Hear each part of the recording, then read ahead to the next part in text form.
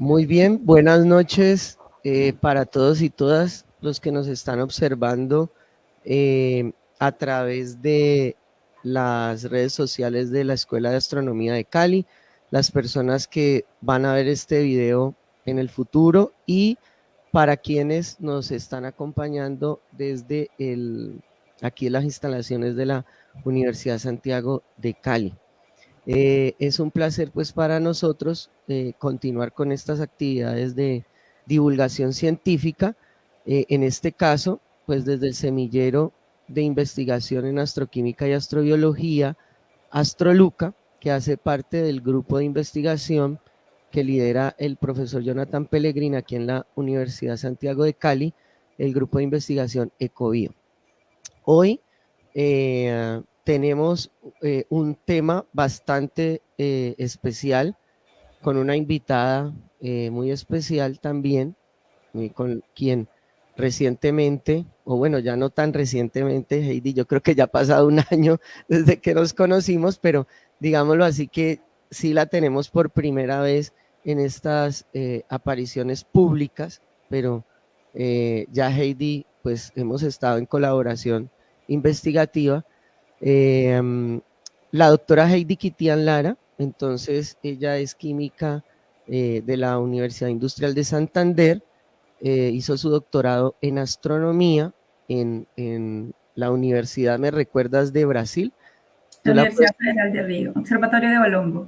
Exactamente. Y ahora mismo, pues es asistente postdoctoral en la Universidad de Kent en el Reino Unido. Heidi, muy buenas noches, bienvenida a este espacio. Bueno, muchísimas gracias, Alejandro, pues un placer estar aquí, pues bien interesante la oportunidad de discutir ciencia y pues el tema de hoy es hablar sobre la complejidad de las moléculas que existen en los sistemas solares en formación. Entonces, a partir de observaciones y de análisis de estos objetos bien nuevos, intentar entender cómo fueron nuestros orígenes químicos. Pues en mi carrera, yo soy química, como les acaba de decir Alejandro, soy formada en la Universidad Industrial de Santander, en Colombia, y hice maestría y doctorado en Río, con parte de mi doctorado fuera en Francia. Después he trabajado en otros institutos, tanto en Alemania como en España también. Entonces, Francia, España, Alemania y ahora en Inglaterra. Próximamente estaré retornando a Alemania para trabajar en el Instituto Max Planck. Y pues todo ligado a el estudio de la química en diferentes objetos y regiones protoestelares en el espacio.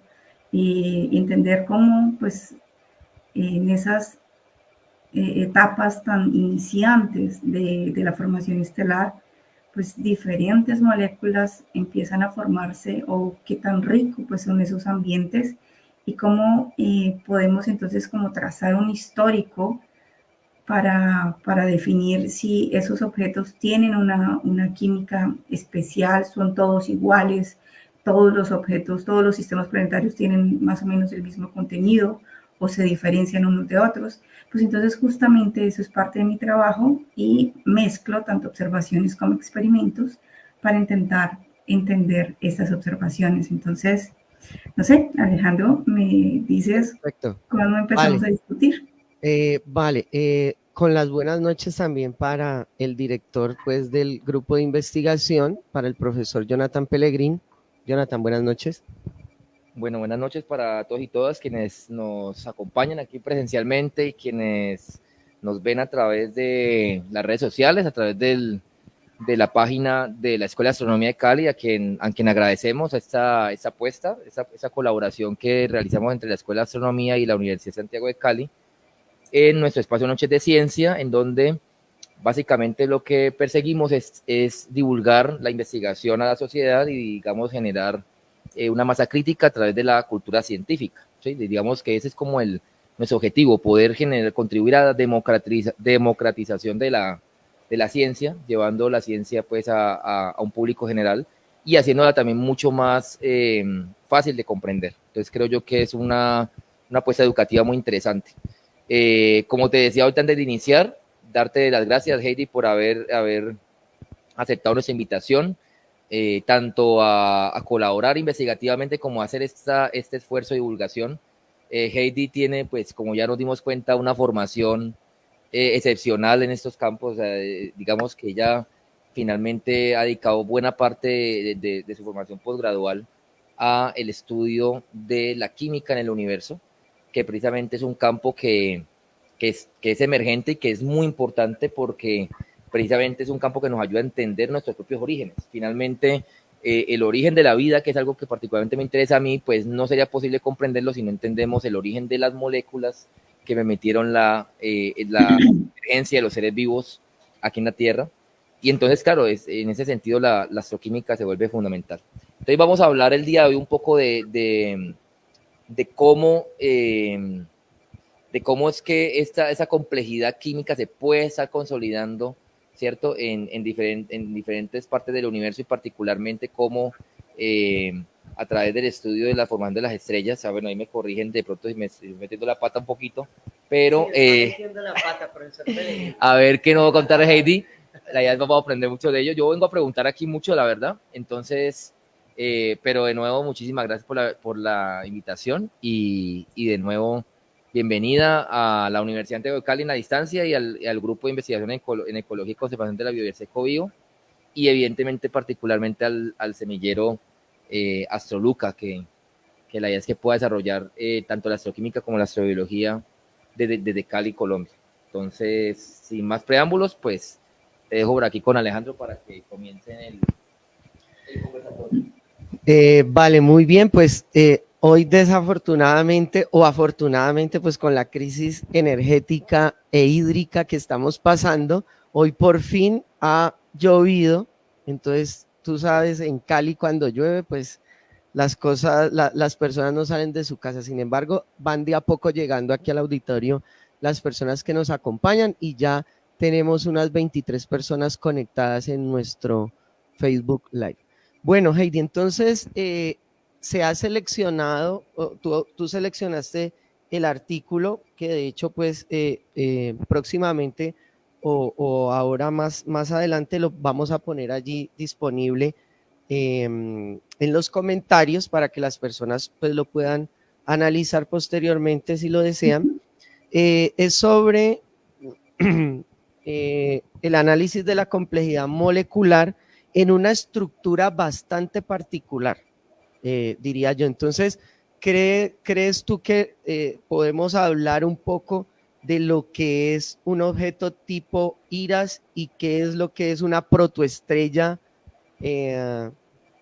solar, tipo solar, que de hecho está ahí en el título del artículo y que es importante que contextualicemos a las personas, si te parece?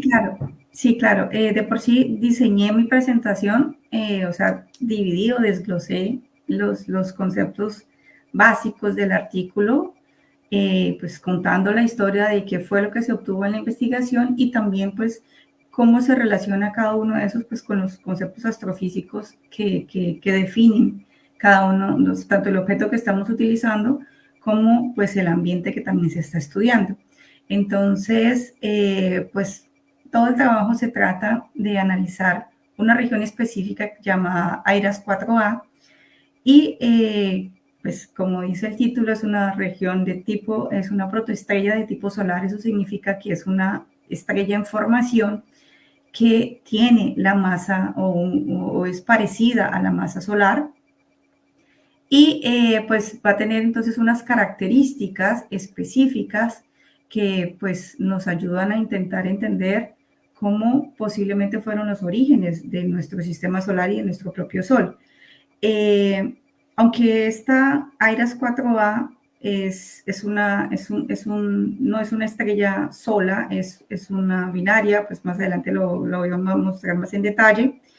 Diferenciar estos objetos o cuando se pone que son de tipo solar es porque la masa del conjunto estelar que se está estudiando tiene más o menos una masa solar. Entonces es más o menos el acercamiento que se hace para poder clasificar estos objetos, porque pues o tenemos regiones que están en formación estelar de objetos múltiples, pero con masas superiores a 4, 5, 6 más masas solares, y otros que son menores, como en el caso de AIRAS 4A, que se pueden familiarizar a grosso modo como serían entonces las primeras etapas de formación del Sol. Entonces, el artículo en sí, nuestro trabajo tiene como resultado, estamos hablando de un objeto que tiene... Perdón, un momento, ¿Dime? no estamos viendo la presentación, Dianita. Ok. Eso, ahora, si quieres devuélvelas porque no estábamos viendo la presentación. Ok, aquí es ya, la perfecto. página inicial del artículo. Ajá. Entonces, Sí, allí ya solamente vemos, está, AIRAS 4A está en la nube molecular de Perseo, ¿no? sí, sí. Ajá. Ahí les voy a mostrar un poco sobre dónde es que se encuentra esa nube molecular y qué es una nube molecular. Entonces, en general, estamos hablando de que es una región en donde una estrella se está formando. Entonces, pues, intuitivamente deberíamos pensar que pues no tiene nada. Se supone que es una región en donde no hay estrella, no hay sistema planetario, no hay nada. Entonces es una región rica en gas y polvo y pues intuitivamente se supone que debería ser así. Sin embargo, es todo lo contrario. Son regiones muy enriquecidas. En este caso, se detectaron o fueron identificadas 97 especies diferentes. Aquí están listadas. Entre esas están destacadas aquí moléculas súper importantes a nivel prebiótico, como el formidato de metila y el glicolaldehído, que pues son moléculas que son precursoras de muchas moléculas mucho más complejas de carácter biológico, importantes pues para la biología.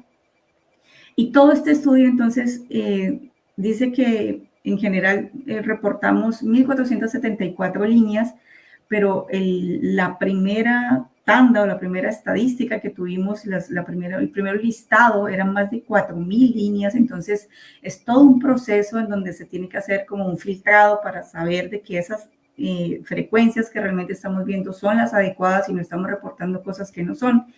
Y de esas especies, también, además entonces, dentro de esas 97 especies, se identificaron isótopos normales, hidrógeno, carbono, ¿sí? Pero también isótopos raros, como deuterio, carbono 13, oxígeno 17, 18, ¿sí? Entonces, vemos que molecularmente, químicamente, es una región muy rica y muy interesante, que pues nos pone a pensar de qué tipo de componentes, qué tipo de estructuras podemos tener antes, o sea, como precursores de esos sistemas planetarios. Entonces, recordemos que todo eso está en esa nube que se está condensando para formar la estrella, y eso va a dar lugar a los sistemas planetarios. Entonces, eso es una química presente antes de la formación de los sistemas planetarios.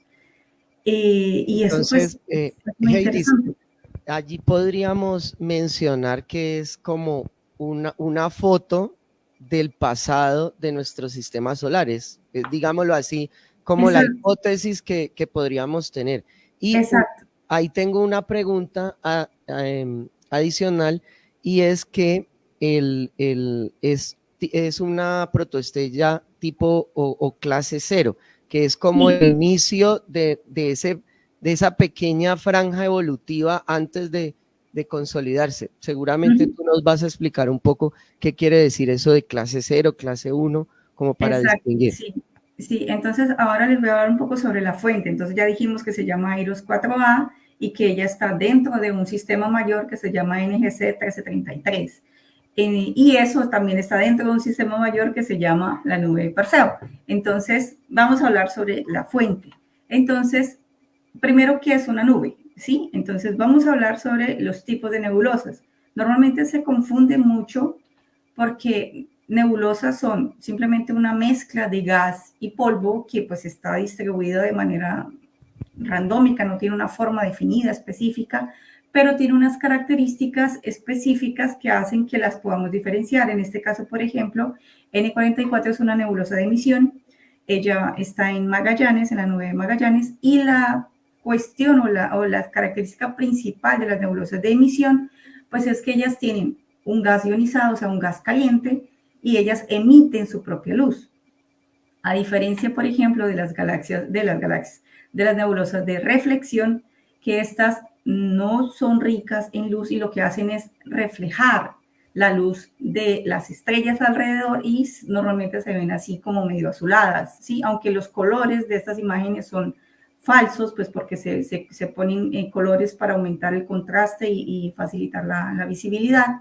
Siempre se ven un poco blanquecinas porque es simplemente el reflejo de esa luz proveniente de las estrellas cercanas.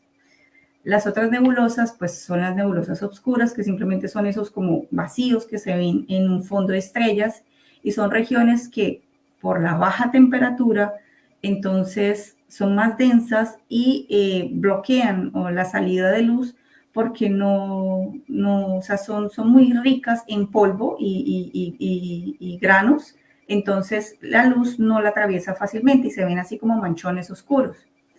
Y las nebulosas difusas, pues son aquellas en las que como que todo lo anterior existe en una misma región. Sin embargo, todas esas, aunque parezcan que son imágenes muy similares, se diferencian también en tamaño cuando hablamos de los complejos moleculares o de las regiones, como en el caso de Taurus, de Perseo, en donde está AIRES 4A. Entonces, en esta imagen les quiero mostrar más o menos la distribución de los complejos moleculares o de las regiones en donde se hacen esos levantamientos o esos surveys sobre moléculas presentes o distribuidas alrededor pues, de nuestra galaxia, y ya hay como unos lugares específicos donde los tamaños son gigantescos. Entonces, simplemente, si lo pusiéramos en tamaños del sistema solar, una nube de esas puede tener 100.000 millones pues, de veces el sistema solar porque son muy, muy, muy grandes, ¿sí? Y pues ellas dentro de ese complejo de nubes que se llaman nubes moleculares, pues existen todas las otras clases de nebulosas y la característica principal es que pues tienen como gradientes o regiones en donde la densidad de esos sectores es muy grande y pues son regiones de formación estelar y son regiones en donde son como la cuna de la formación de estrellas. En el caso de Perseo, por ejemplo, entonces tenemos la localización, este es nuestro plano galáctico, esto es lo que podemos ver, y por sí esta imagen es una composición del satélite Planck que está viendo en la galaxia en emisiones de CO, y eso en colores son emisiones de granos de polvo. Entonces, por eso es como un contraste en temperaturas, porque podemos rastrear moléculas con observaciones en radio y con observaciones en infrarrojo. Entonces, cuando sobreponemos esas imágenes, pues podemos tener un mapa gigante y concentrado pues, de cuál es la composición química de las regiones más densas de la galaxia. Ahí entonces, para hablar sobre AIRES 4A, Heidi, dime. Entonces, podríamos mencionar que, digámoslo así, que el primer paso de la evolución molecular en el universo, después de la formación de la nucleosíntesis, pues que se presentan las estrellas, pues serían estas nubes interestelares y después, como tú lo has mencionado, ya estas grandes aglomeraciones que les llamamos complejos moleculares, ¿cierto? Sí y no, porque para hablar como de la evolución química del universo es algo muy extenso, ¿sí? Entonces tenemos que diferenciar de que el universo tiene sus etapas, ¿sí? Entonces esto podríamos llevarlo a un universo local, digámoslo así, que es en donde la química ya está más evolucionada. Cuando hablamos del universo un poco más temprano, o sea, cosas más cosmológicas, pues la riqueza ya no es tanta así porque estamos viendo el universo en un tiempo muy pasado, entonces es mucho más pobre químicamente hablando, ¿sí? Entonces esto está dentro de nuestra galaxia o en nuestro universo local o nuestras vecinas de la Vía Láctea, como por ejemplo la nube de Magallanes, que les mostré una nebulosa hace poco. Entonces es algo muy específico de nuestros vecinos en la Vía Láctea, ¿sí? Sin embargo, se supone que a medida que el tiempo pasa, como todas las estrellas se forman, evolucionan, y todo ese material que se está reciclando, entonces pasa a las siguientes generaciones estelares más enriquecido. Y eso entonces ayudaría a tener como ese trazador. Estrellas muy tempranas crearon los elementos con la fusión nuclear y formaron pues los elementos de la tabla periódica, y cuando las estrellas mueren, segregan todo ese material nuevo a ese gas que está expulsando de la muerte estelar, y ese nuevo material pues se condensa en esas nubes moleculares, en esas regiones, y da paso a unas estrellas nuevas con un sistema planetario nuevo en formación, enriquecido pues con ese material ya preprocesado. Entonces, en el caso de, aquí estamos hablando de la nube donde está AIRAS 4A, pues entonces vamos a hablar de pues Perseo, y aquí entonces es una región gigantesca, y dentro de esa región gigantesca, la región de formación estelar NGC 1333, pues es justamente esta, es una región muy brillante que pues es rápidamente diferenciada. Y AIRAS 4A es localizado aquí. Entonces, es una región pequeña dentro de ese gran complejo, pero que tiene pues un gran historial para poder empezar a entender nuestros orígenes químicos, ¿sí? Es muy difícil, en astronomía no se puede estudiar una imagen completa de una sola vez, porque cada uno de esos píxeles, cada uno de esos puntos tiene muchísima información. Entonces es necesario dividir todas esas regiones en subregiones muy pequeñas, pues para poder empezar a entender de manera muy detallada qué es lo que tiene cada una de estas regiones. Entonces, ahí, en ese punto, estaría AIRAS 4A. La cuestión es que AIRAS 4A es una binaria, o la verdad es un sistema terciario, tiene AIRAS 4A1, AIRAS 4A2, y tiene un AIRAS aquí tercero, que es un AIRAS 2, AIRAS. Entonces, son estrellas que están relativamente muy juntas. La separación de estas dos es de alrededor de 500 unidades astronómicas. Y si lo ponemos, o sea, 500 veces la distancia de la Tierra al Sol. Y si lo ponemos a pensar, la distancia de la estrella más cercana al Sol, o sea, nuestra vecina estelar, está alrededor de, no sé, 13.000 unidades astronómicas, porque está a 4 parsecs de distancia. Perdón, hace 4 años luz de distancia, entonces están muy lejos. Entonces esas estrellas están muy juntas. Entonces, por eso estudiarlas de manera independiente es muy complicado, ¿sí? ¿Tienes una pregunta, Alejandro? No, tranquila. No, okay. Es que estaba, había dicho el número en años luz. Sí, es alrededor de 4.6. Entonces, eso, poniéndolo en tamaños, pues es así como 13.000 veces la distancia Tierra-Sol. Y esas dos están solamente separadas 500 unidades astronómicas. Entonces, están muy juntitas. Entonces, la evolución de ellas se hace prácticamente al mismo tiempo, o sea, porque sus regiones o su ambiente se alimenta uno con el otro, y sin embargo podemos ver diferencias cuando hacemos como un zoom, un estudio mucho más detallado en cada una de sus componentes. Entonces, el estudio en la astronomía nos permite ver cosas pues fascinantes, pues gracias a los avances tecnológicos que tenemos actualmente en los elementos de observación. Con la pregunta que habías hecho con respecto a qué es un objeto protoestelar, pues es justamente, esta es la imagen de la evolución de las protoestrellas, o de cómo es que se forman las estrellas y también pues los sistemas planetarios, porque los sistemas planetarios nacen junto con las estrellas en su etapa, en sus procesos de formación. Entonces, inicialmente tenemos esa nube gigantesca que pues como ella no está estática, ella está en movimiento, pues va a tener diferencias y se va a tener, y va a tener como gradientes en donde hay más materia para un lado, menos materia para un otro, y cuando la materia empieza a tener interacciones, pues los efectos de la gravedad se hacen cada vez más fuertes. Y ahí entonces se llama o se entiende de que existe el primer paso para la formación es el colapso gravitacional.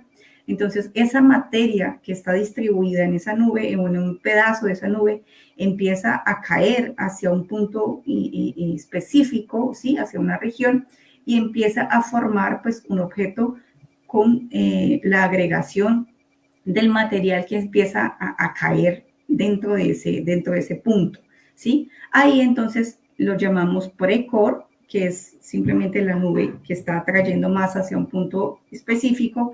Cuando decimos que tenemos un objeto clase 0, es cuando ya tenemos por lo menos definidos unos núcleos, ¿sí? Entonces la masa ya se acumuló en alguna región y ya tenemos una acumulación de masa suficiente para ser calculada y me emite algún tipo de señal que me diferencia ese objeto del resto de la nube.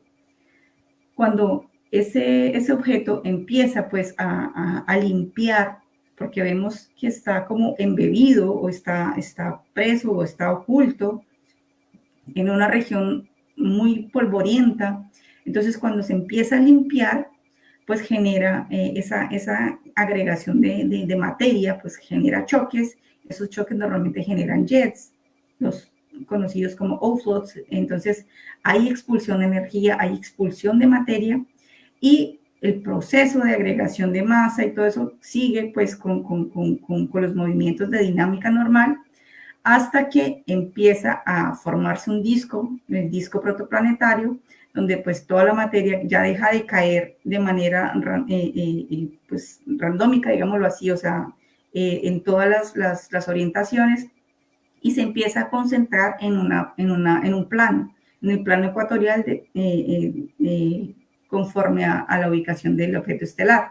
Entonces ahí se forman esos discos protoplanetarios en donde el siguiente paso de evolución es se forman en ese disco, se forman los diferentes planetas que van a ser parte de ese nuevo sistema solar y cuando esas órbitas estén limpias, pues vamos a tener un sistema planetario completamente formado como el nuestro o como cualquier uno de los otros sistemas planetarios que han sido identificados pues como en exoplanetas, ¿sí? Entonces, Heidi, ese a grosso modo es el panorama de cómo se forma. Dime.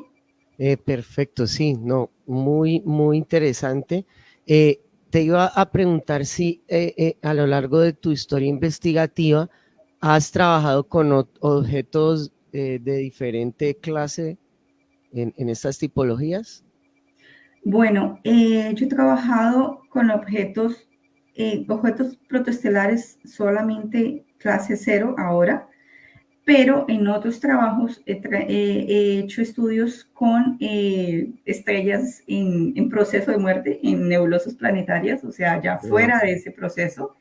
Entonces ya es el otro extremo de vida, digámoslo así, de evolución en una estrella. Sin embargo, el propósito pues, de mi trabajo es continuar entendiendo esta línea, tal vez empezar a trazar un poco objetos clase 1 y objetos clase 2, en donde se estudie también los discos protoplanetarios y ver entonces esa evolución química en las diferentes etapas. ¿Por qué? Es decir, Heidi, que no hay como todavía un análisis en el proceso evolutivo molecular allí. Es decir, todavía no hay como un inventario de tomar lo que se tiene, por ejemplo, en una nube molecular en este proceso evolutivo y ver si hay algún cambio en la complejidad. Es muy difícil hacerlo, pues porque como no podemos tener de muestra el mismo objeto en todas las etapas evolutivas, sino tenemos que buscar quién se le parece y más o menos cómo podemos estudiarlos y asumimos pues que esa sería la etapa evolutiva, pero realmente no hay nada que nos muestre que de A se va a B, ¿sí me hago entender? Porque no tenemos cómo ver ese proceso, ese cambio, ¿sí? Entonces, diferentes estudios nos arrojan que pues ese debería ser el proceso normal. Sin embargo, cuando queremos estudiar las etapas diferentes, entonces estudiar o identificar ese tipo de objetos es muy complicado. Si viste la imagen en donde está ubicado AIRAS 4A, es un zoom dentro de una nube gigante, una región, otra región, hasta que se encuentra esa estrella. Entonces, hacer ese barrido, hacer la identificación de estos objetos no es nada trivial. Entonces, son muy pocos los estudios de este tipo que se realizan y cuando se identifican estos objetos, la mayoría de los trabajos se centra en intentar entender ese mismo objeto y no en buscar otros, porque pues ya es difícil encontrarlos, entonces intentamos entender este y después nos ponemos a buscar si hay algo diferente, ¿sí? Entonces, Claro. a partir de ahí, porque pues es muy complicado hacer esas identificaciones. Lo que se tiene hasta ahora es que diferentes objetos pues han sido observados y más o menos se tienen establecidos de quién es de tipo core, quién es clase 0, quién es clase 1, pues en la medida en la que se muestran pues la luz, la distribución de luz, cómo los podemos observar y también de cómo es esa química esperada o las similitudes que tienen químicamente diferentes objetos. Entonces, en los pre-core, por ejemplo, como ellos están muy fríos, se han identificado entonces que ellos tienen entonces muchísimo polvo, ellos son muy opacos, o sea, es muy difícil de verlos, tanto en el infrarrojo, es limitada la información que se pueda tener, pues porque, o sea, hay mucho ruido en esas imágenes. Y con radio, entonces sabemos que hay moléculas en la fase gaseosa, pero no sabemos exactamente cuál es la relación con esos granos de polvo que están tapando o que están haciendo parte de ese núcleo. Entonces no se tiene muy bien establecido cuál es esa relación de dónde nace cuál molécula y cómo empiezan a aumentar sus complejidades.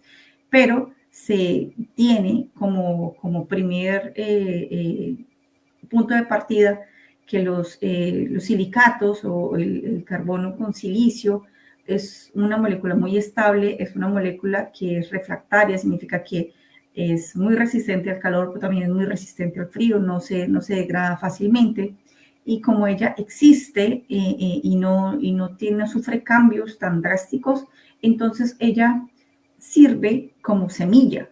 El agua, que es muy abundante definitivamente prácticamente en todas las regiones que se observan en nuestro universo local, existe agua por todas partes. Agua líquida es otra cosa. Aquí el agua, pues son moléculas de agua, sobre todo en la fase condensado o en hielos, recubren esos granos y ahí entonces empezaría a ser como un pequeño reactor en donde esa superficie sólida funciona como catálisis para empezar a crear moléculas más complejas, porque como las nebulosas son regiones en las que la densidad no es muy alta, aunque hablemos de que en las nebulosas, las regiones moleculares, la densidad es alta, estamos hablando de algunos millones de átomos por centímetro cuadrado, pues no se compara pues con la densidad atmosférica, por ejemplo, en donde simplemente extrapolamos ese número 10 veces más o más, ¿sí?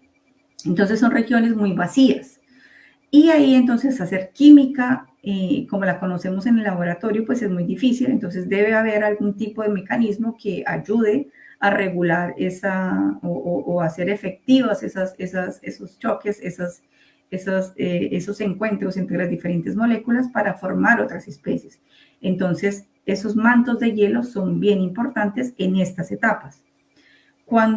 Y estamos hablando de química con 10 Kelvin de temperatura, entonces alrededor de menos 163 grados Celsius. En la etapa de clase 0, clase 1, que ese núcleo estelar ya está un poco más formado, por lo menos ya tiene algún tipo de señal visible, o sea, ya se separa, digamos, de esa nube y se puede ver puntual en donde está ese objeto, pues las temperaturas aumentan, pueden llegar a 100, 200 Kelvin. Entonces, comparado con nuestra temperatura en la Tierra, pues sigue siendo muy frío. Sin embargo, esa temperatura ya es suficiente para empezar a evaporar esos mantos de hielo y enriquecer la química en la fase gas. Entonces, esas regiones o esos objetos son los que más información pueden darnos con respecto a las observaciones en radioastronomía, porque justamente vemos con observaciones en radio las moléculas que están en la fase gas. En radio no podemos ver sólidos. Entonces, o sea, nos favorece la observación para este tipo de objetos, ¿sí? Entonces, a grosso modo, esa es el histórico, digámoslo así, de quién es AIRAS 4A. Entonces, es una región protoestelar que está justamente ubicado más o menos en este estado. Tiene un núcleo que ya está siendo diferenciado, que tiene 2 componentes estelares y pues un montón de moléculas identificadas tanto en la región un poco más caliente como alrededor también en la periferia, que es la región más fría. No sé Heidi, si una pregunta está aquí. Sí, perfecto. De los complejos moleculares, ¿cuál es el que está mucho más estudiado? Porque ahí no mencionaste el de Orión, ¿cierto? Pero también es, es complejo molecular, también hay allí, pues. De lo que tú tienes conocimiento de todos esos complejos moleculares, ¿cuál es el más estudiado? Pues en general, Tauro. Tauro tiene muchísimos estudios. Yo creo que Tauro pues, es uno de los que está liderando eso. Sin embargo, Tauro, por su ubicación, pues muestra una química diferente a lo que está mostrando Perseo. Eso pues lo vamos a hablar un Muy poquito más interesante. adelante. Pero en general, o sea, hay un barrido, también parte del trabajo muestra, compara con otras regiones protostelares del más o menos de la misma edad, porque AIRAS 4A tiene alrededor de 600 y algo de años, entonces es una región muy, muy, muy joven, ¿sí? Ajá. Entonces, sí, o sea, se formó sí, o sea, menos de 1 millón de años es algo que es, o sea, algo menor a miles de años ya es algo extremadamente joven. Y son, sí, 600 y alguna cosa de años. Entonces, Claro, sí es reciente, sí. Sí, es una región que prácticamente está en sus primeras etapas, entonces, y ver toda esa composición química es algo que sorprende, pues porque no se esperaba que tuviese tantas cosas así, o sea, y si miramos, hay esos estudios inicialmente empezaron a ser observados alrededor del 90, y tú puedes decir, bueno, pero es que del 90 para acá, pues ya deberíamos haber mucha cosa. La verdad es que es muy complejo porque uno no se tienen los equipos o no se tenían los instrumentos, por ejemplo, radiotelescopios dedicados que pudieran ayudarnos a diferenciar esas regiones. Y ahora con los interferómetros nos permite pues ver con mucho más detalle y resolución lo que está pasando, porque separar, por ejemplo, esas 2 estrellas con 500 unidades astronómicas es algo que no se puede hacer con un radiotelescopio de disco único. Se necesita interferometría, se necesitan muchas antenas colaborando para mejorar la resolución de esa imagen. Pero bueno, entonces vamos a seguir con Heidi, qué pena, tenía una pregunta ahí, una pregunta antes de pronto continuar. Me surge como la curiosidad. Digamos, ahí se han planteado unos modelos, ¿cierto? Toras hablaba, por ejemplo, la importancia, y bueno, y se sabe la importancia de los granos de polvo como posibles sitios donde se pudieron o se pueden dar reacciones químicas, ¿cierto? Lo comentaba ahora con el papel, por ejemplo, de los silicatos, se ha hablado mucho de ello, ¿sí? Yo te iba a preguntar, ¿tú cómo valorarías, digamos así, el grado de conocimiento de estos mecanismos? Es decir, ¿hasta qué punto hemos podido en la Tierra, en el laboratorio, recrear, ¿cierto?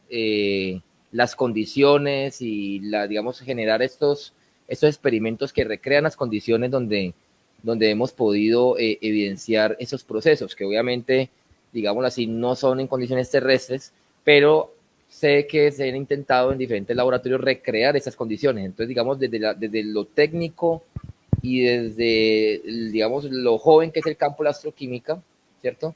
Pues tú, ¿cómo pensarías que, digamos, que llevamos esa parte? Es decir, ¿hasta qué punto hemos podido traer esa química del espacio a la Tierra en los laboratorios y en lo que se ha podido simular en los laboratorios? Uh-huh. Bueno, pues es una pregunta muy interesante y muchísimos laboratorios están trabajando y la forma en la que podemos simular esos ambientes es bastante cercana.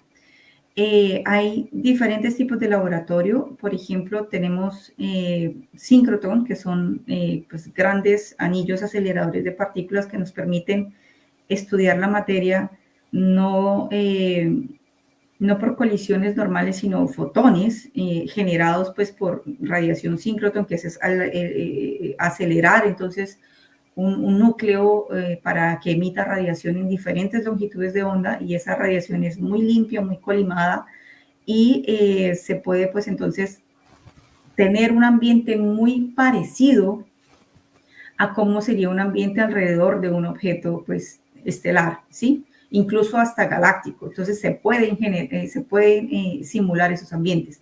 Hay otros laboratorios, pues he tenido la oportunidad de trabajar como en varios tipos de laboratorios, tanto en los laboratorios menores dedicados pues en donde hay cámaras de vacío en donde se congela, por ejemplo, la materia, y se utilizan fuentes de radiación diferentes, ya sea ultravioleta, ya sea por bombardeo de electrones o de protones o de diferentes iones, para ver cómo la materia interacciona y analizar su estabilidad y pues también cómo se fragmenta, cómo se forma, cómo se modifica. Y los laboratorios tienen pues diferentes formas de analizar lo que pasa en esos experimentos, ya utilizando pues diferentes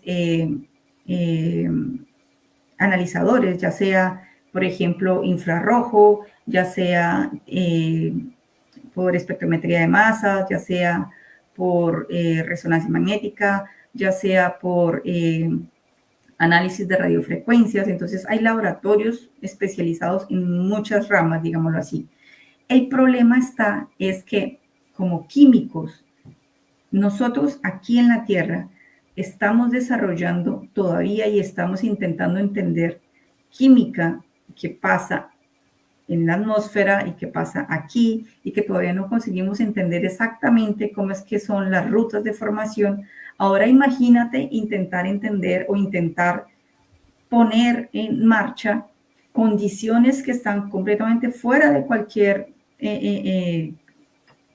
idea que tenemos dentro del planeta, y empezar a ver cuál es ese precursor, cuál es ese la primera selección de moléculas que voy a utilizar para continuar haciendo un análisis en una ruta química.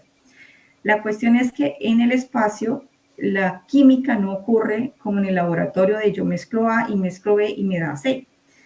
En el espacio yo estoy mezclando A, B, C, D, F, G, H, W para obtener Z, AA, cualquier cosa, ¿sí? Entonces son química de multicomponentes que, dependiendo de cómo es pues la complejidad de esos ambientes, voy a tener precursores mucho más elaborados, y a partir de ellos pues voy a formar otro tipo de moléculas que todavía, o sea, no tengo establecidas cuál es esa ruta de formación. Por eso es que es tan importante que los químicos de formación empecemos a trabajar directamente con la astronomía, porque hasta hace poco, más de 50 años, se tenía pensado que el universo era muy atómico, cuando nos damos cuenta que el universo es molecular. Cuando empezamos a analizar y cuando empezaron a surgir esos telescopios, esos radiotelescopios que nos ayudaron a identificar moléculas, y la demora de esa identificación fue porque, aunque teníamos radiotelescopios, no sabíamos cuáles eran las frecuencias rotacionales de estas especies, porque los químicos no utilizamos la espectrometría en rotación, la espectroscopía en rotación para prácticamente nada. Eso es algo que se ha hecho recientemente. no tenemos laboratorios especializados en frecuencias rotacionales pues para hacer la identificación de estas especies. Entonces, eso ha sido como una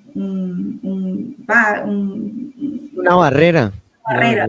Una barrera en el estudio de las nuevas especies porque no conocemos las frecuencias rotacionales.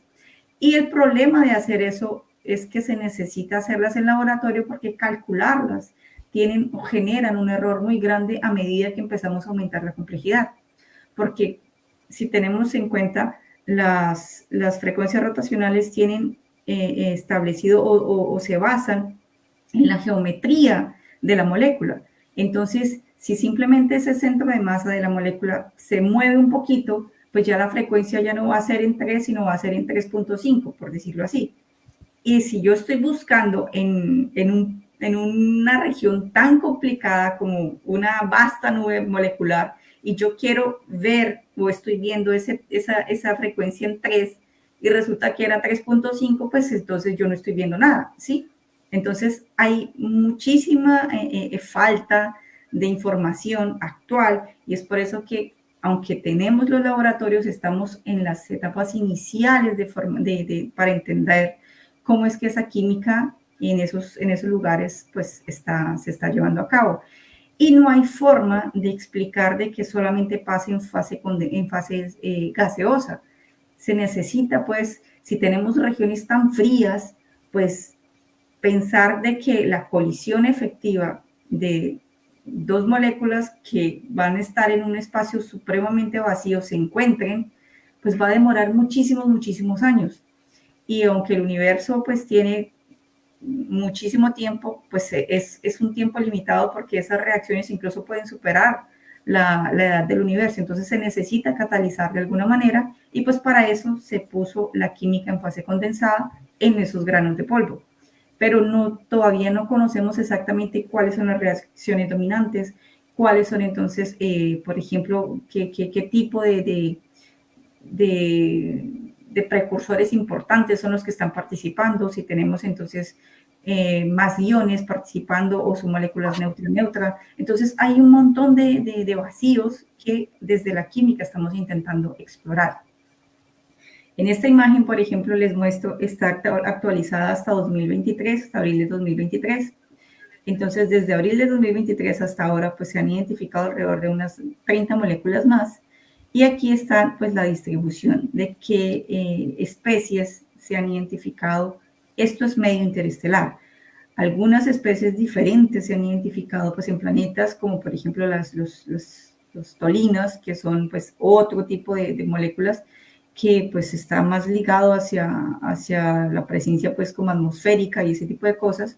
Pero estos aquí simplemente son las especies moleculares que están en el espacio entre las estrellas. Si vemos entonces, pues están separadas por la cantidad de átomos que componen esa molécula. Y cuando hablamos de moléculas complejas, pues hablamos de aquellas que tienen más de 5 átomos en su estructura. Entonces, a partir de aquí hacia el frente, todas estas son consideradas moléculas complejas. Ahí es una diferencia muy grande con respecto a la química, porque en la química molécula compleja es una proteína.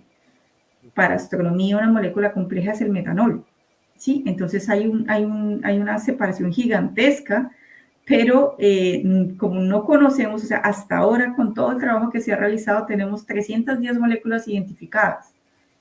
¿Cuántas moléculas tenemos identificadas en la Tierra? Millones, ¿sí? Entonces son los inicios para empezar a entender cómo es que se forman estas especies y de dónde vinieron y cómo para dónde van, ¿sí? Entonces es mucho trabajo y se necesita un enfoque químico para poder entenderlo. Y dependiendo pues de la complejidad, pues necesitamos también un enfoque biológico.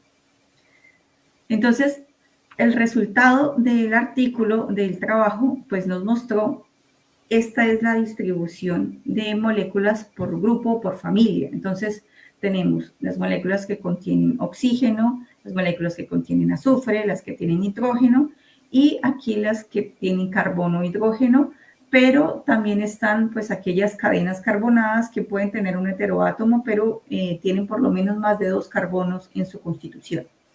Entonces, si vemos, AIRAS 4A está dominada en todos los componentes, tanto en número de líneas como en número de especies identificadas o como en la intensidad o flujo emitido por esas especies. Las moléculas oxigenadas dominan y dominan de una manera contundente. Eso significa entonces que el objeto tiene una química específica denominada hot corino, que es dominada por especies oxigenadas y tiene entonces como una línea de evolución diferente pues, de otros objetos comparados como los de la nube de Tauro, que es una nube dominada por especies ricas en carbono, ¿sí? Entonces, lo que estamos viendo es que no podemos hacer un mapa general y decir todas las nubes moleculares se comportan igual, todos los sistemas planetarios van a tener los mismos precursores, van a tener los mismos puntos de partida, sino que cada una de esas estrellas que se está formando tal vez tenga algún tipo de química diferenciada que va a dar lugar pues a esas especies en la siguiente etapa en la formación de los sistemas planetarios. Y eso es muy importante pues para empezar a rastrear y entender cuáles fueron nuestros componentes iniciales y qué tipo de química podemos esperar en el futuro de esos sistemas planetarios, porque nosotros dependemos de una química orgánica específica que fue la que se favoreció en nuestro sistema solar. Pero puede ser que otras especies sean más prósperas en otros ambientes y ahí entonces cambia por completo ese panorama, ¿sí?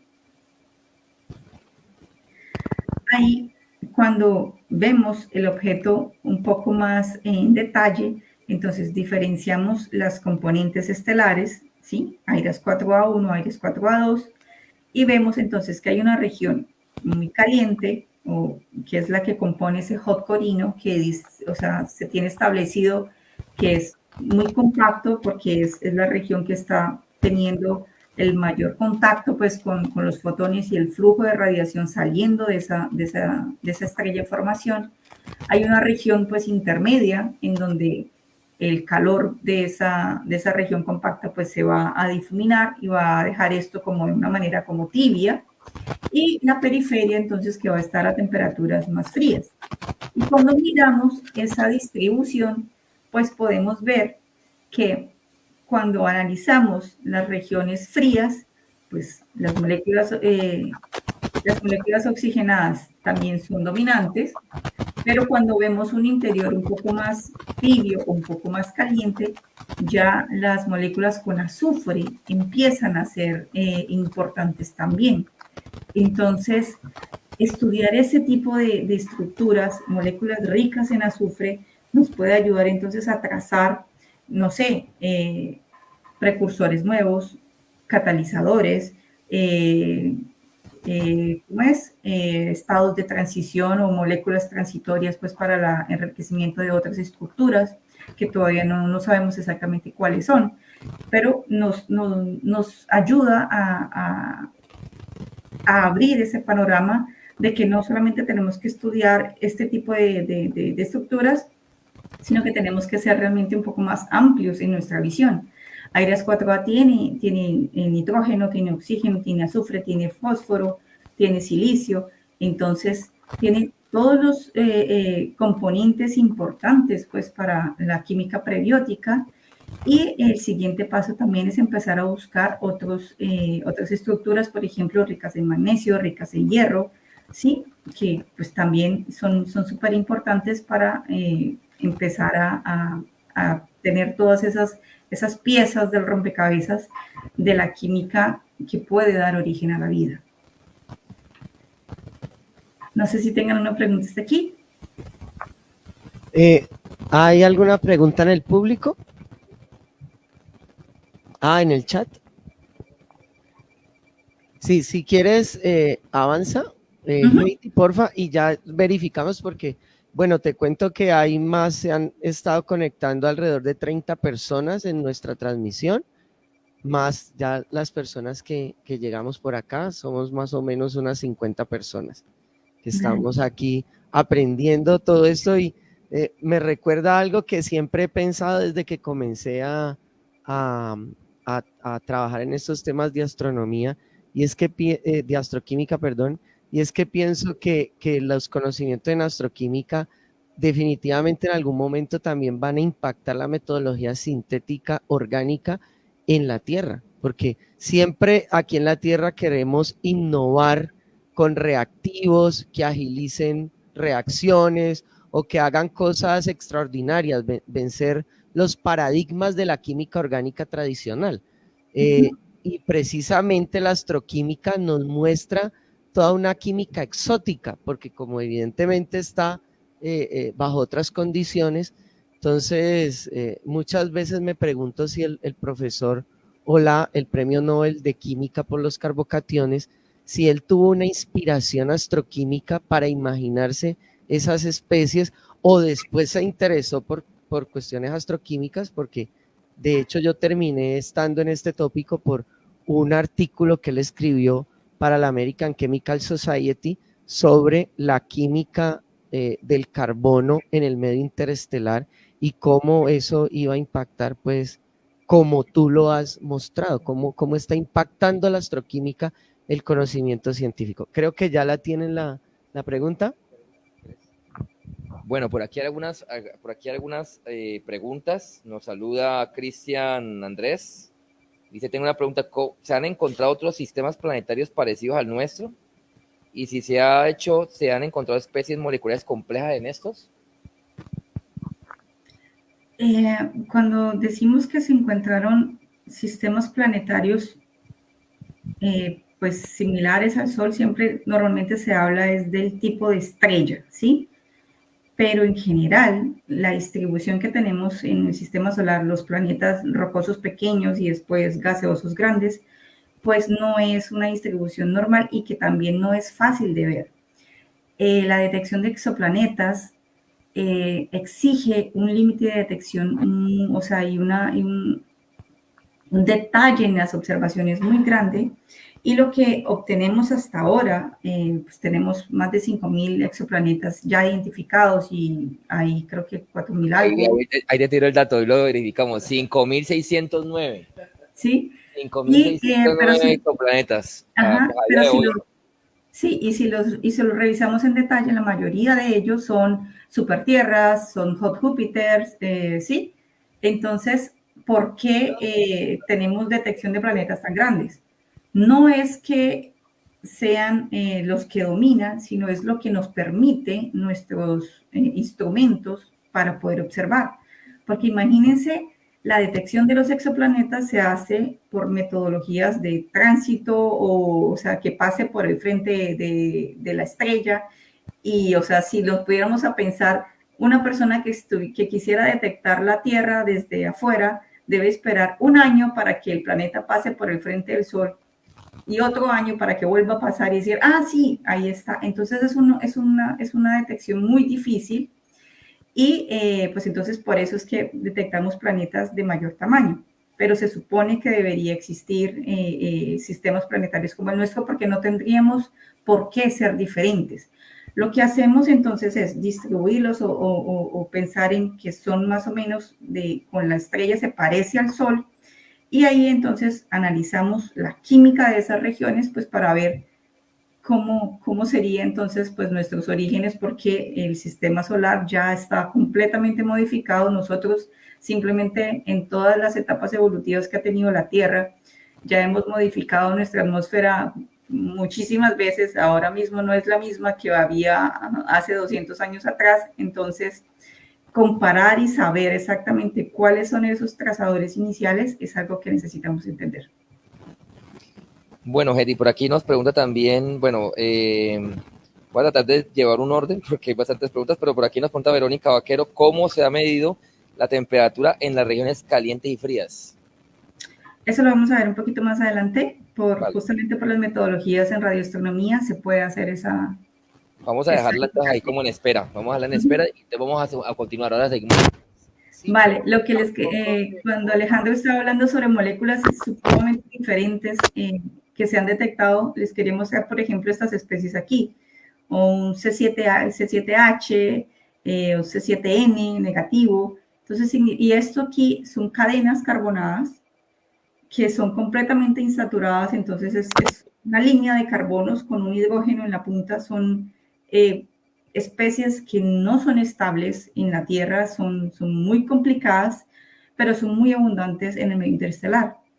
Entonces, no sabemos por qué se forman, por qué se favorece ese tipo de estructuras, por qué esas y no otras. También, por ejemplo, los hidrocarbonos policíclicos aromáticos son ubicuos, se encuentran en absolutamente todas las regiones que se observan, o la mayoría, ¿no? Sí, es porque son dominantes en diferentes objetos del universo local. Entonces, ¿por qué estamos formando anillos bencénicos por un lado y por el otro lado cadenas carbonadas gigantescas? Y pues, o sea, son especies que no tenemos claro cuál es entonces esa línea de formación, esa línea de ensamble. Entonces ahí es la nueva química orgánica, las nuevas rutas de síntesis, pues son importantísimas para ver cómo explicamos ese zoológico aquí. Entonces, bueno, hablamos de que todas las moléculas y todo lo que hemos nombrado hasta ahora, incluso la mayoría de estas especies, casi el 95%, un poco más, todas han sido identificadas a través de radioastronomía. Entonces, ¿cuál es la peculiaridad? ¿Cuáles son las condiciones que tiene radioastronomía? Una de las cosas que acostumbramos a pensar también últimamente, la mayoría de personas, o no sé, las que están aquí, han escuchado sobre ALMA, que pues es uno de los observatorios más famosos, pues que es el que está en Chile, y asumimos de primera mano entonces que el hecho de que tengamos muchas antenas funcionando, pues es lo que ayudó a mejorar la detección de moléculas químicas o de moléculas en el espacio. Cuando la verdad, la mayoría de esas especies, o casi todas que fueron identificadas por radio, fueron identificadas usando un solo radiotelescopio. ¿Y por qué es eso así? Cuando utilizamos una antena, en este caso, como el trabajo se realizó utilizando datos del IRAM 30 metros, que es esa antena está ubicada en España, pero es un consorcio entre España y Francia, y pues entonces es como una parabólica, como lo pueden ver aquí en la foto, ¿sí? Entonces, lo que hace esa antena es que ella capta las emisiones de los objetos distribuidos en el espacio que emiten luz a frecuencias muy bajas.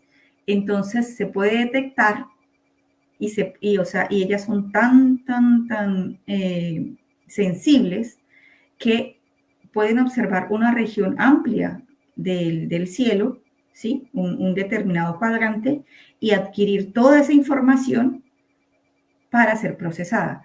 Cuando utilizamos múltiples antenas, lo que hacemos es disminuir ese espacio. Entonces, lo que hacemos es, o uno de los ejemplos que yo pongo es, como por ejemplo, cuando tenemos una foto. Tenemos la fotografía de un rostro. El rostro es la fotografía que tomamos utilizando una antena de disco único. Entonces, vemos que es una persona, ¿sí? En este caso, soy yo. Cuando utilizamos un interferómetro, esa resolución es tan grande que la única cosa que apunta es a la punta de mi nariz.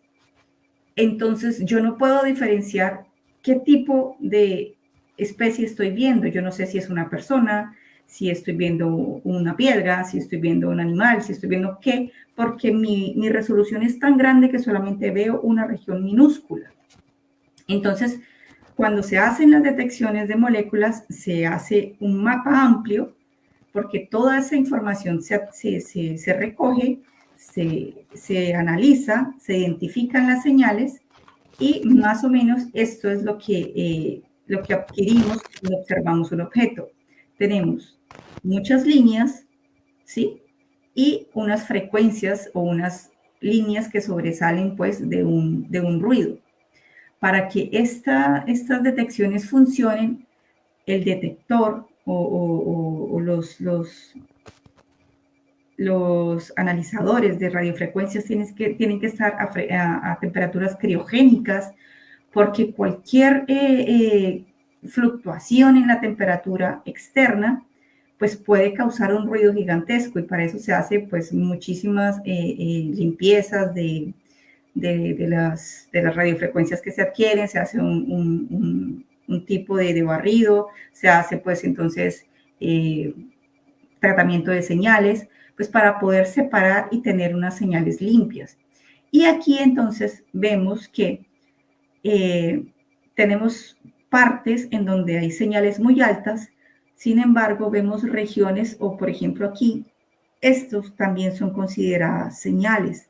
Entonces, cuando hacemos la detección, la región en la que tenemos el ruido, aquí es en donde la mayoría de componentes más complejas se encuentran y es muy difícil empezar a diferenciarlas porque separarlas del ruido para poder garantizar la detección no es algo tan trivial. Entonces, normalmente el umbral que se tiene para separar una señal aceptada de una tentativa de detección es a partir de 3 sigmas. Entonces, el ruido se llamaría un sigma, ¿sí? O sea, si mi señal es 3 veces ese ruido, yo puedo decir que es una detección. Entonces, mi señal aquí, este es el ruido, el doble sería aquí y aquí ya sería 3 veces. Entonces, como mi señal sale del ruido 3 veces, entonces yo digo, esto es una detección. Sin embargo, cuando vemos especies más complejas, cuando vemos especies más exóticas, pues entonces es simplemente pensar qué es más abundante en nuestra atmósfera. Nosotros tenemos la mayoría de componentes o el dominio es nitrógeno y es un nitrógeno que es, o sea, molecular muy pequeño, comparado, por ejemplo, con la cantidad de, no sé, proteínas que tenemos. Entonces, si las vemos en abundancia, pues tenemos muchísimo más moléculas simples que complejas. Y ahora entonces extrapolemos eso al espacio. Las moléculas simples van a dominar y van a saturar nuestra observación y las moléculas complejas y mucho más exóticas pues se van a detectar en esos márgenes mucho más pequeños. Entonces se necesita, cuando tenemos una región que es rica en información y ya sabemos que existen moléculas muy exóticas, entonces ahí sí utilizamos entonces esos interferómetros para mejorar la resolución y empezar a adquirir, entonces aumentar esa señal ruido y ver entonces qué otras especies podemos tener. Pero la mayoría de especies hasta ahora han sido identificadas utilizando platos discos únicos, entonces radiotelescopios de disco único. Y cuando analizamos pues cómo se comportan las moléculas, nosotros tenemos frecuencias o ventanas de frecuencias específicas. En este caso, por ejemplo, los radiotelescopios separan las observaciones por milímetros. Entonces, la banda de 1 milímetro, la banda de 2 milímetros y la banda de 3 milímetros. La banda de 1 milímetro cubre de 70 más o menos gigahertz hasta 115 gigahertz. Entonces, todo eso corresponde a 1 milímetro. Eso corresponde a 3 milímetros. 2 milímetros va de 126 a 172, entonces todo eso cabe en 2 milímetros. Y de 200 a casi 300, pues es 1 milímetro. ¿Por qué se separan de esa manera? Pues porque no se puede hacer un continuo, porque no existe un receptor que sea capaz de observar todo al mismo tiempo. Necesita dividirse en fragmentos que puedan pues separar la información para poder ser analizada, y también pues para los científicos empezar a ver cuáles son esas bandas que nos dan pues entonces mayor información. Si nos damos cuenta, en abundancia, pues en este caso les estoy mostrando azufre, nitrógeno y cadenas carbonadas. Entonces, cadenas carbonadas en 1 milímetro, pues se detectan pocas. Hay más en 3 milímetros. Y entonces, cuando queremos procurar o buscar ese tipo de química, normalmente el primer sondeo que se hace utilizando esta banda de observación. Entonces, se utiliza una banda en 3 milímetros, se observa qué es lo que tiene. Si parece interesante, pues entonces se empieza a aumentar cuáles son las otras ventanas espectrales para empezar a analizar otras especies. no todas las moléculas emiten en las mismas bandas. O sea, así como sabemos, el espectro infrarrojo, por ejemplo, tiene regiones específicas en donde vibran los hidrocarbonos, por ejemplo, y se diferencian por completo de, no sé, de las aminas, ¿sí? Porque ellas emiten en una región específica. Lo mismo pasa, pues, en radiofrecuencias. Las bandas, las señales se emiten discretamente, tienen unos números específicos y podemos entonces como ver a grosso modo dónde se ubican esas especies o dónde pues son esas ventanas que tienen mayor información. Sin embargo, aquí no, como en el infrarrojo no hay bandas específicas de no sé, en alrededor de 3.4, 3.5 voy a tener entonces la emisión del CH, sino que simplemente en toda esa banda voy a tener una serie de especies que incluso pueden empezar a tener solapamientos en frecuencias. Entonces es el trabajo del científico empezar a entender cuáles de esas frecuencias son las verdaderas y cuáles son especies contaminantes. Entonces es un trabajo bastante arduo. Y las señales que se tienen, que se observan en un espectro son de este modo. Entonces tenemos señales que son relativamente limpias. Entonces tenemos un ruido muy bajo y una señal única que podemos diferenciar y decir esto definitivamente es una molécula y tiene una especie única detectada ahí.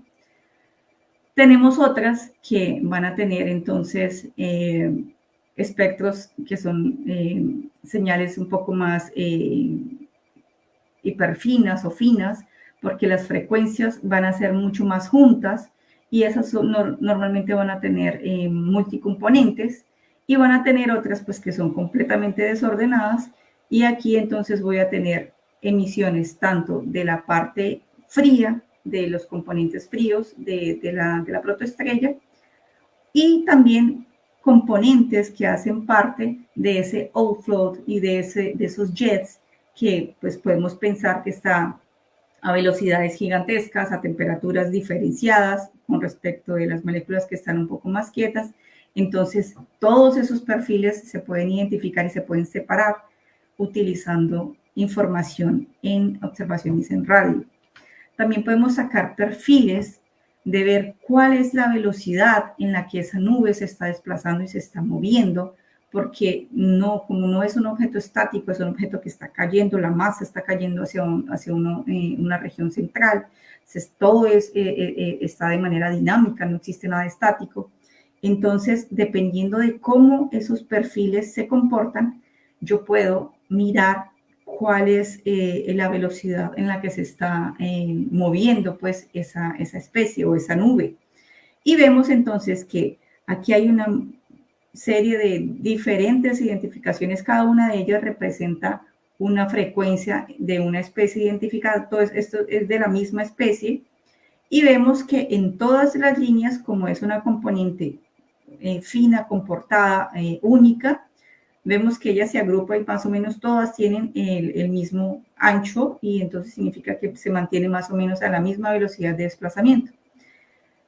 Cuando tenemos múltiples componentes, pues vemos que ya esa distribución cambia y vamos a tener entonces la agrupación que ya es más desordenada y hay especies que son incluso mucho más susceptibles porque se encuentran en las diferentes regiones de esas protoestrellas. Entonces realmente intentar entenderlas es mucho más complejo porque no tienen una componente única, sino son múltiples componentes dentro de la misma región que está siendo observada. Entonces, cuando observamos y asumimos entonces que tenemos una detección, para eso necesitamos calcular o entender cuáles son esas componentes físico-químicas que describen el objeto. Ahí entonces utilizamos una aproximación y la aproximación es equilibrio termodinámico local. Y en este caso pues utilicé el Sol y aquí estamos viendo que se ve que no es una superficie uniforme, que tiene algunos flares, que tiene, sí. Y cuando asumimos un equilibrio termodinámico local, estamos diciendo que en un punto específico de ese objeto, la temperatura y la presión se están comportando de manera equilibrada y son prácticamente constantes. Entonces las variaciones entre estos dos componentes es muy mínima. Una aproximación gigantesca, pero como estamos analizando moléculas y como estamos analizando una única especie por vez, pues podemos asimilar que ellas se comportan de esa manera y tienen entonces una distribución de Boltzmann, o sea que la cantidad de moléculas que tienen una determinada energía están ligadas pues a un estado de temperatura específico. Entonces así es como podemos calcular cuál es la temperatura y la abundancia o la cantidad de esas moléculas que se detectan en una región. Las columnas de densidad. Ajá, sí. Entonces, ahí la densidad de columna. Entonces, cuando queremos calcular esos datos físico-químicos, entonces utilizamos los llamados diagramas rotacionales.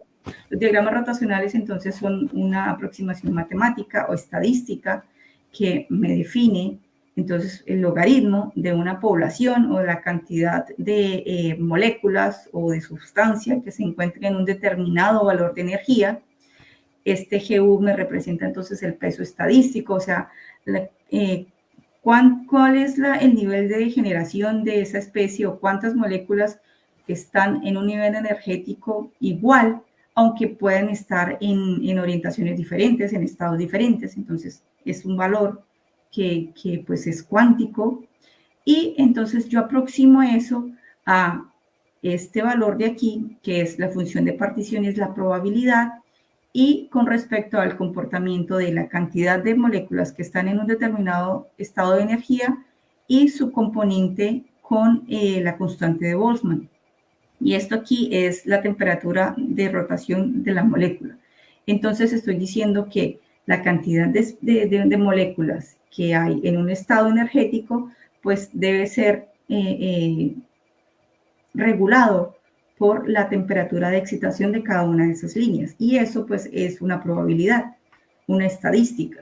Y dependiendo pues de la especie, yo voy a tener comportamientos tan lindos como este aquí, en donde voy a poder obtener la temperatura de excitación, o sea, significa la temperatura de la región, cuáles son la abundancia de la especie, cómo ella se comporta de manera muy, muy, muy bonita, ¿sí?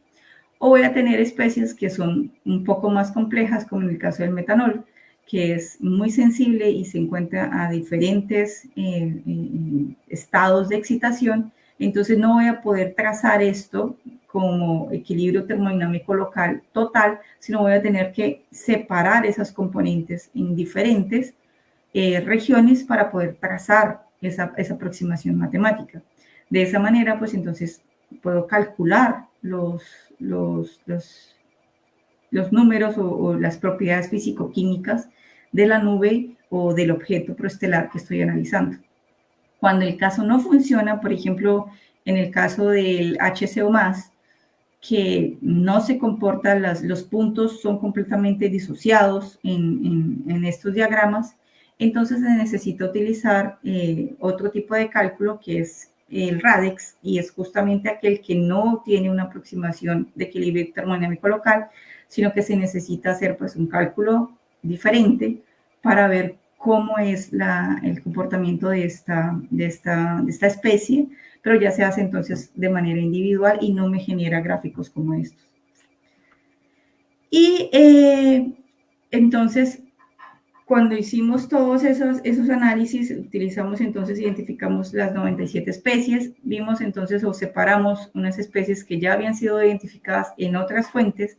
Les había comentado entonces, por ejemplo, L483, esto es un núcleo que está en colapso, entonces es una región que está súper nueva, y ella se encuentra en Serpens Águila, y es una de las regiones, también los complejos moleculares también que son bastante estudiados, y L1527 pues se encuentra en el complejo de Tauros, y la química de este objeto es WCCC, o sea, War Carbon Chain Chemistry, o sea, una región que es relativamente tibia y dominada por moléculas carbonadas o de moléculas de tipo cadenas de carbono.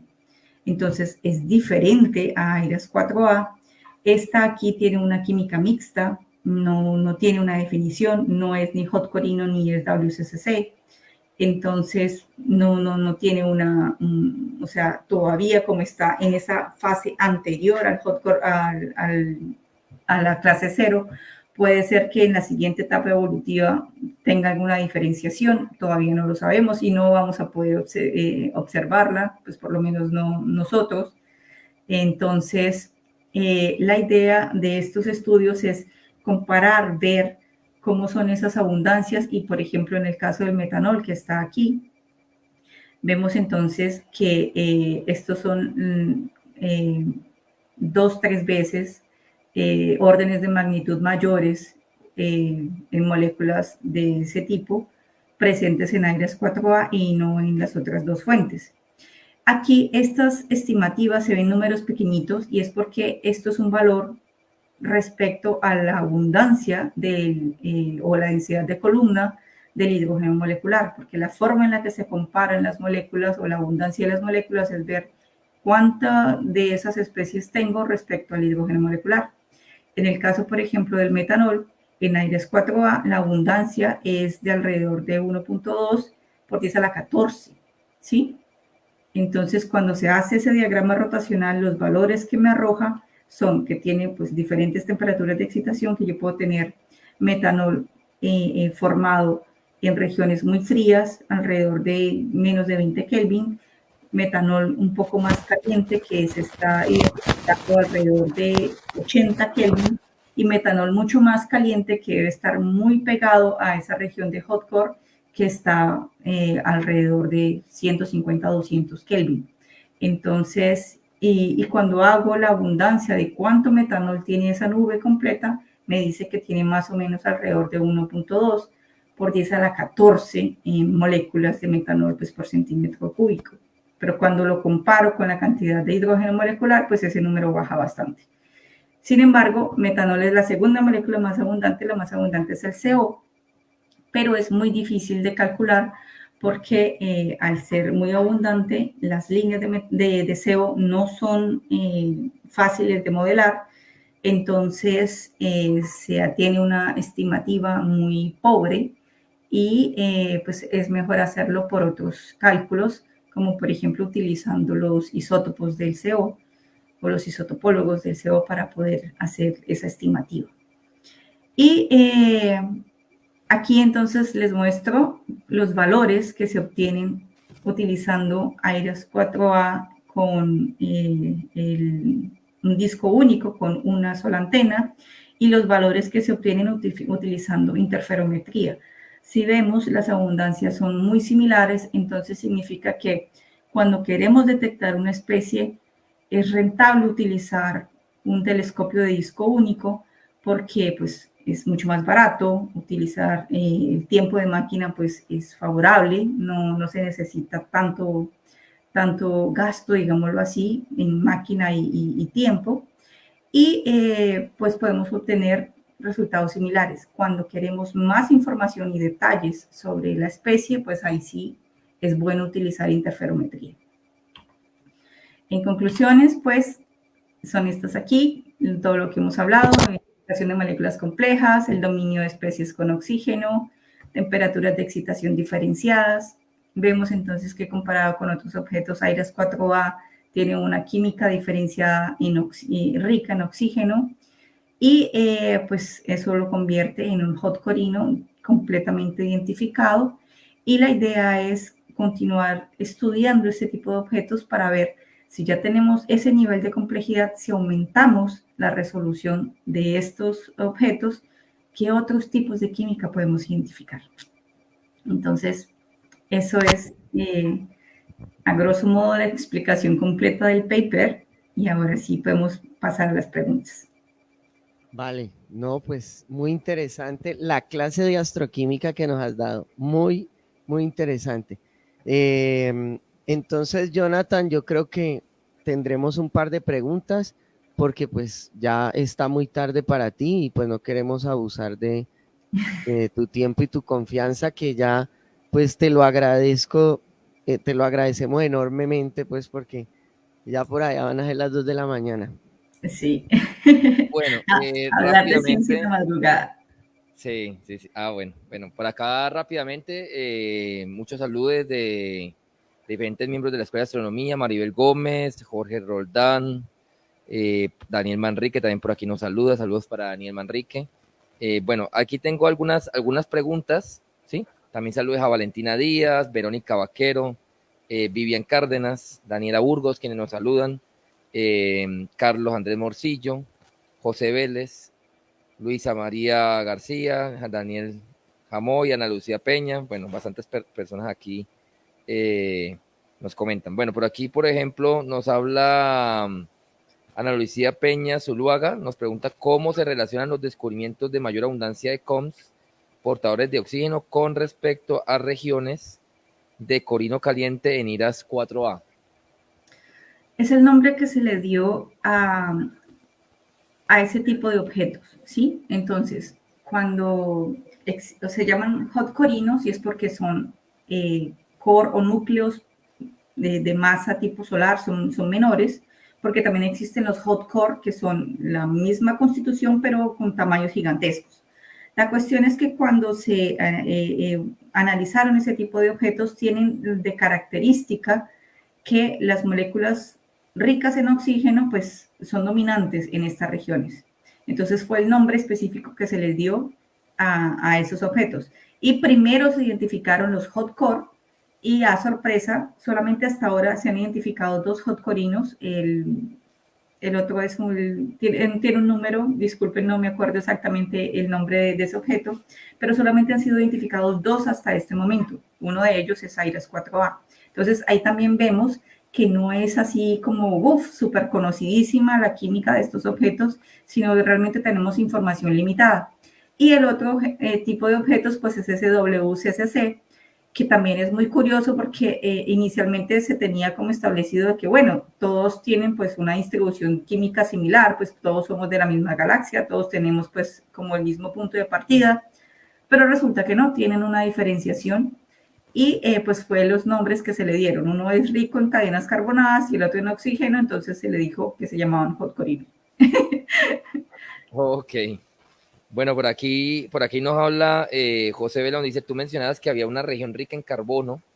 Sabemos que el carbono es uno de los átomos fundamentales en la vida. Si nos centramos en esa zona, ¿por qué no se ha logrado complejizar estos átomos en moléculas que desencadenan una forma de vida? Bueno, ahí está compleja la cosa. Sí, bueno, si recuerdan la imagen en la que le mostré las 310 moléculas o las alrededor de las 300 moléculas detectadas, un 80% de las especies identificadas en el medio interestelar son ricas en carbono, porque el carbono es uno, o sea, primero está el hidrógeno en abundancia, segundo el helio y tercero está el carbono. Entonces tenemos muchísimo carbono en el universo, o sea, o por lo menos en nuestro universo local. Entonces es natural que las especies que se formen pues contengan carbono. La diferencia está en que el carbono por sí solo, o sea, alótropos de carbono, pues son dominantes, existen también en muchos casos, por ejemplo, los fullerenos, que son alótropos de carbono, pero él va a escoger juntarse con algún tipo de átomo. En el caso de los oxígenos que forman esos hot corinos, pues entonces hay una línea de química que normalmente en los hot corinos se encuentran líneas o frecuencias de agua, no son tan abundantes en los objetos tipo WCCC, entonces el agua se separa de las cadenas carbonadas y son más ricos o más presentes en regiones que tengan moléculas ricas en oxígeno. Entonces, vemos que pues, son componentes que no sabemos diferenciar exactamente por qué tienen esa distinción. Y la química, por ejemplo, de las cadenas carbonadas es más poliínica, son esas cadenas tipo C7H, C5H, que no tiene nada que ver con ninguna de las estructuras que nosotros en nuestra biología o en nuestro día a día tenemos, digámoslo así. Sin embargo, cuando nos vamos para los hot corinos, tenemos el formidato de metila, tenemos el metanol, entonces son moléculas que son mucho más cercanas a los precursores biológicos que necesitamos pues para formar moléculas interesantes para la vida. Entonces tal vez buscar vida en regiones ricas en carbono tipo CCC no sea el objetivo, sino sea objetos tipo hot core sean los más adecuados. Entonces es algo que necesitamos entender y que no es como tan obvio verlo de manera simple. Entonces es una pregunta compleja y esperamos tener respuesta en algún momento de la historia de la humanidad. Vale, la última pregunta aquí del público que estuvo presente. Buenas noches, Heidi. Mi pregunta es, ¿existen indicios de las protoestrellas? ¿Existen indicios de cambios en la composición molecular a medida que la protoestrella evoluciona? En ese caso, la verdad, lo único que vemos es que cuando estamos observando, como observamos la fase gas, pues no tenemos como muchos indicios y cuál es la diferencia. Por eso es que, por ejemplo, el James Webb está siendo como tan importante, pues justamente para estudiar estas regiones. Porque entonces estaríamos viendo qué está pasando en los granos de polvo. Si podemos identificar o si podemos ver granos que son mucho más enriquecidos en las fases tempranas tipo core, pues podríamos ver de que sí realmente hay una diferencia evolutiva, digámoslo así. Pero de manera general, hasta ahora estamos viendo pues prácticamente un conjunto de especies muy similares y solamente vemos quiénes son los que más dominan, si cadenas carbonadas o cadenas oxigenadas, pero no se tiene un plano establecido de, bueno, estas especies se forman aquí y estas especies se forman aquí. La verdad es difícil tener esa diferenciación. Vale, Heidi, yo creo que no es suficiente.